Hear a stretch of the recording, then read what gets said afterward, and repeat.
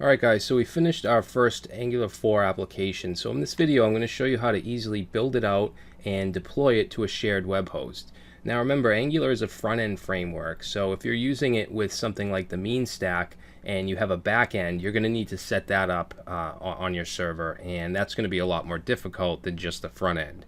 Okay, you'll need to create your API with Node or Python or PHP or some other server-side technology.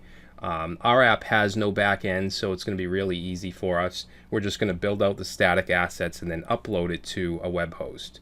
All right, and Angular CLI makes that very, very easy. All we have to do is run a single command.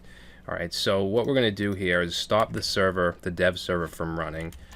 And then Angular CLI gives us a command called ngbuild, which is going to take our application, compile it into static assets for us to just upload to a server. All right, now I just want to show you a couple things before we do that. So if we go into angularcli.json, which is a configuration file, this right here, this outdir, this is the folder that it's going to build your static assets to. So it's going to be called dist, and you can change this if you want. All right, and then also, if we were to take it as is and upload it, it's not going to work. We're going to get errors due to the path. And that's because what I'm going to do is put it into a subfolder on my web host. So what I need to do is go to index.html, and right here where we just have slash, if we were uploading this to a root domain, for instance, I'm uploading to traversymedia.com/FAQ app. But if I were to upload just to traversymedia.com, the root domain, then I would keep this as is. But since I'm using a subfolder, I'm going to put in FAQ app slash. Okay, make sure you have that ending slash. And then we're going to save it. All right, so once we do that, we're going to build it out with ngbuild.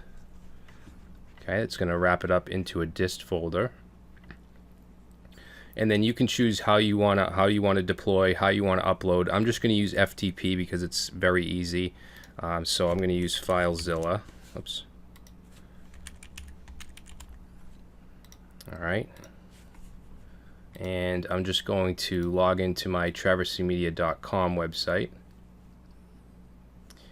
And then in here, I'm going to create a subfolder for our application called FAQ app. Okay, and then if we go to our application folder on the local machine, you'll see that now there's a dist folder, and this is what you'll see: an index file, and then some other JavaScript files, some bundle files, map files. So we're just going to grab everything there and bring it over. All right, and of course you could use SSH or however you want to transfer your files. All right, so that should be all set. Now let's go to our browser. This is the local version. You can see localhost 4200. I actually stopped the server, so that's not going to even work anymore. But what I'm going to do now is go to traversymedia.com/FAQ app. And there it is. There's our application live on the internet. So let's test it out, make sure it works. So question text, we'll say, what is your favorite color? And follow me on Instagram, guys, if you want. And let's say my favorite color is red, and we'll submit. There it is. So remember, it's still using local storage. If I reload, it's going to stay there. Okay, we can show it and we can remove it. So our application works perfectly, and it's live on the internet. So as I said, deploying a straight client-side application like this is pretty easy. If we were dealing with a Node.js server and all that, it gets a lot more complicated. You're most likely going to need a dedicated server or a VPS or something like that. All right, so hopefully you guys enjoyed this. In the next section, we're going to start to get into our client panel application, which is going to be a little bit more difficult. We're going to use Firebase for our backend, which is a cloud-based NoSQL database. All right, so I will see you then.